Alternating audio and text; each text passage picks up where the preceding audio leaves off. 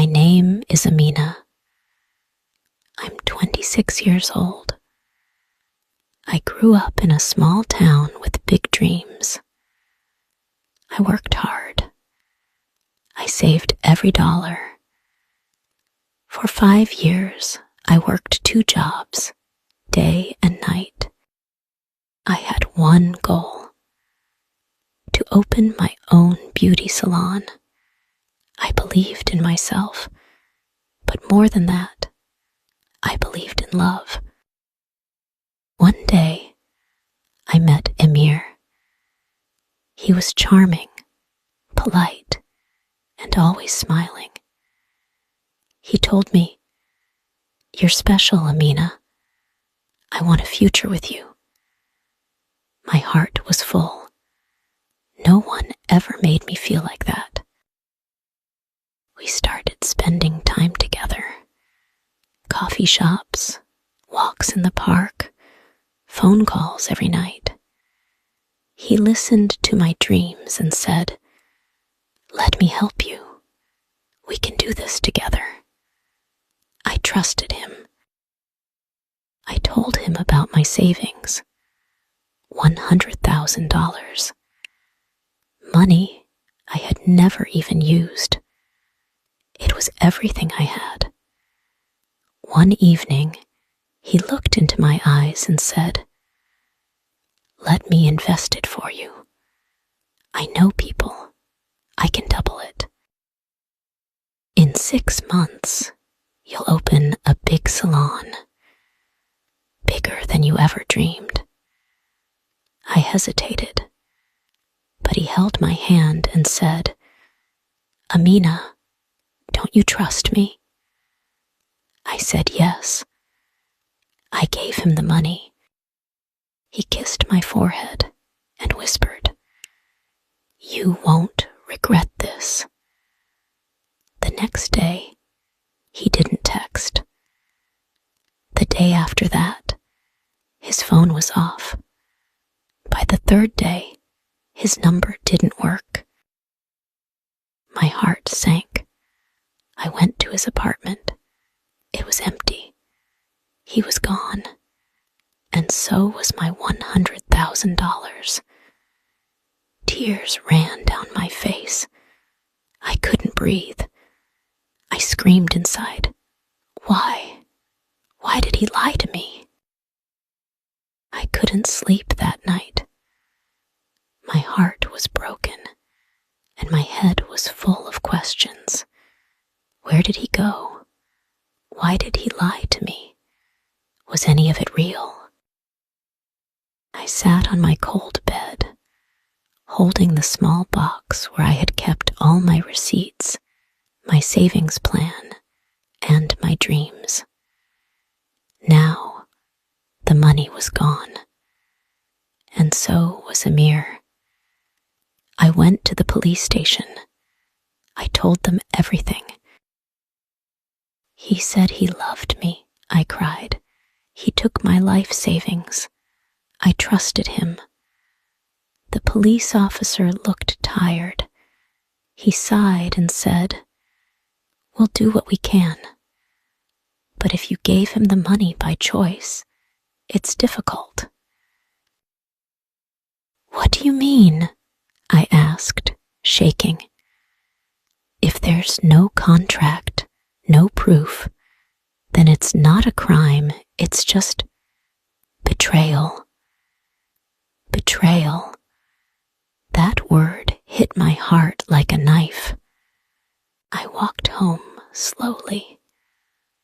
I couldn't believe this was happening to me. I felt ashamed. How could I be so stupid?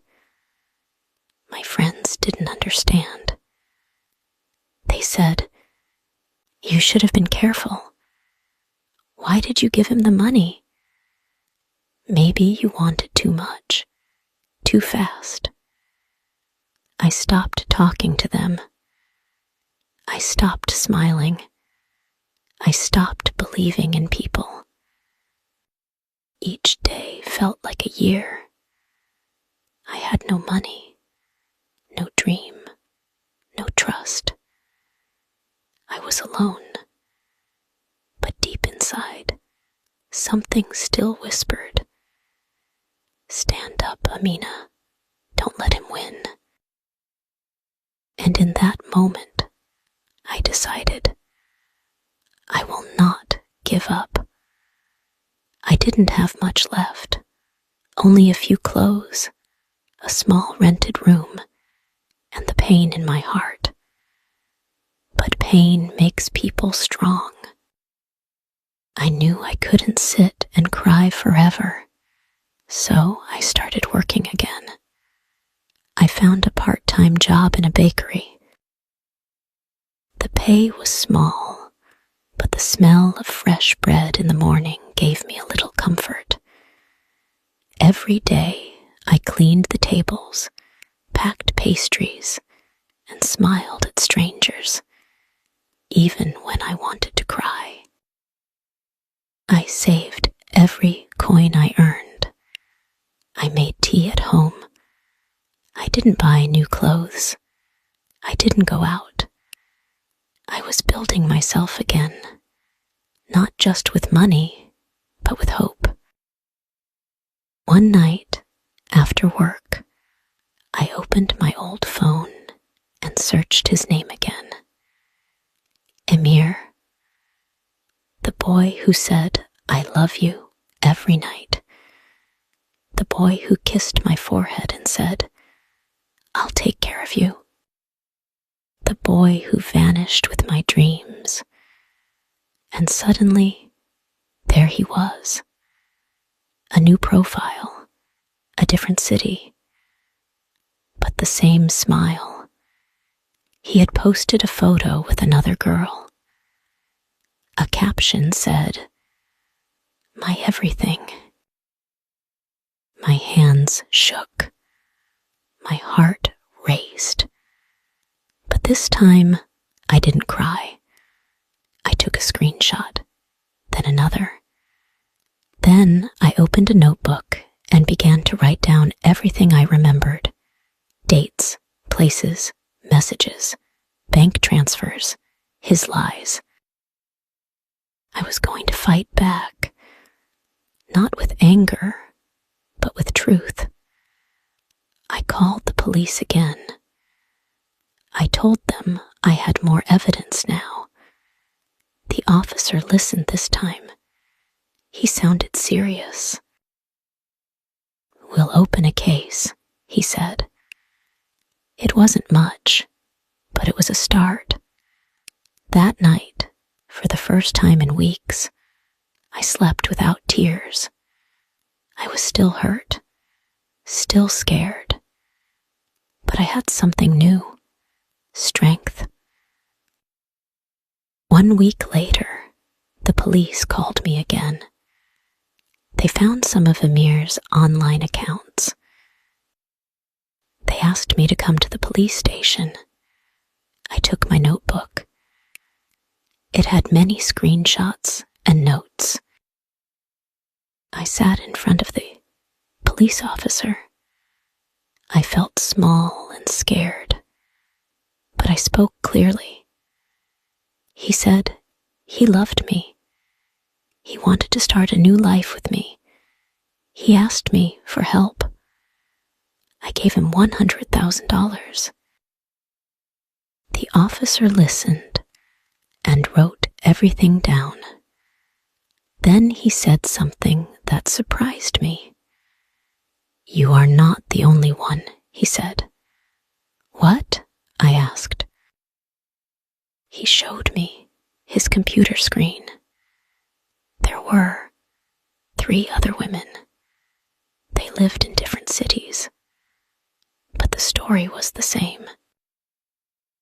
Emir lied to them too. Emir took their money.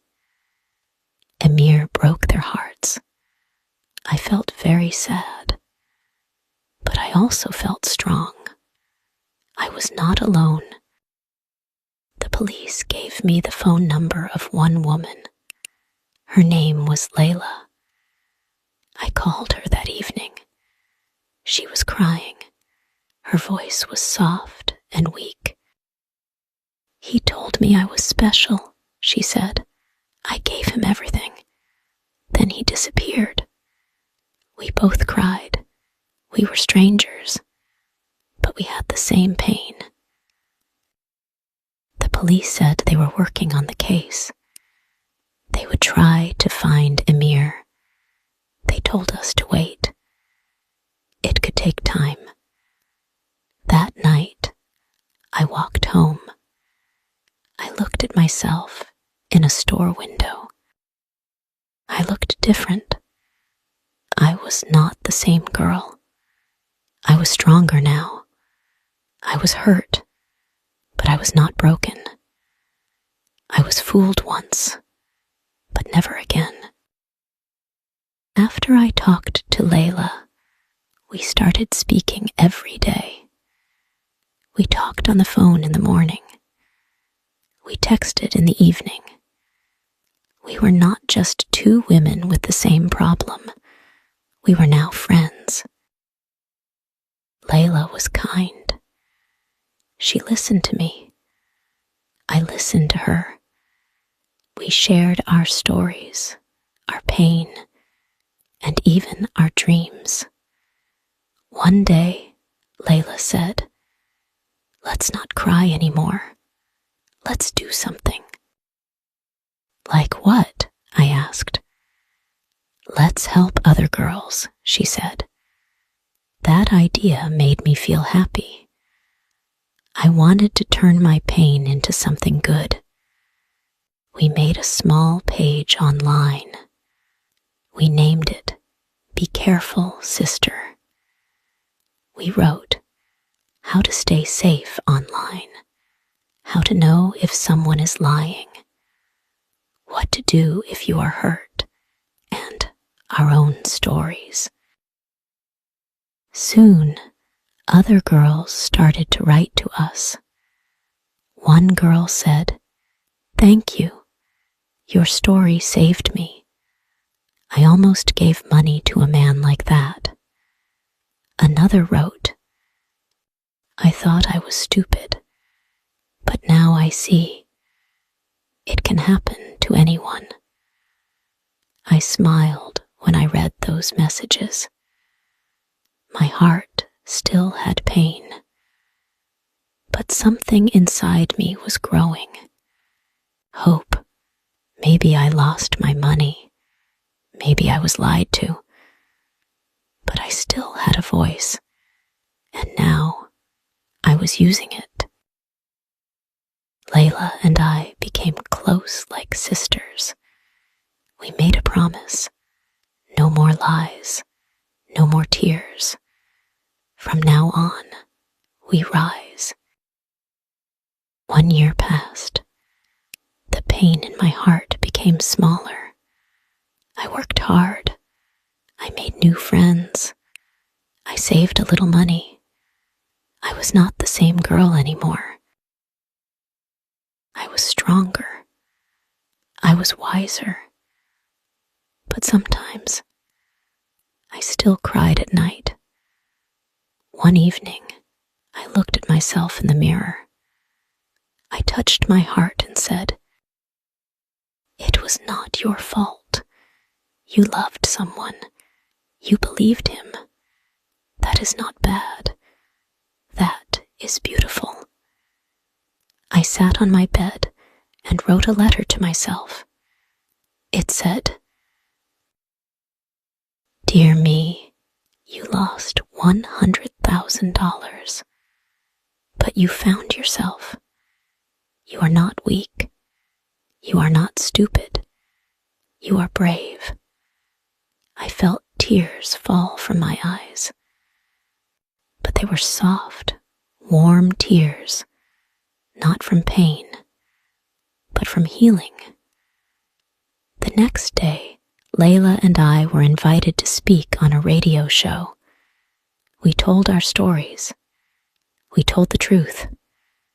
We told every girl listening, "You are not alone. You can begin again." After the show, we walked together.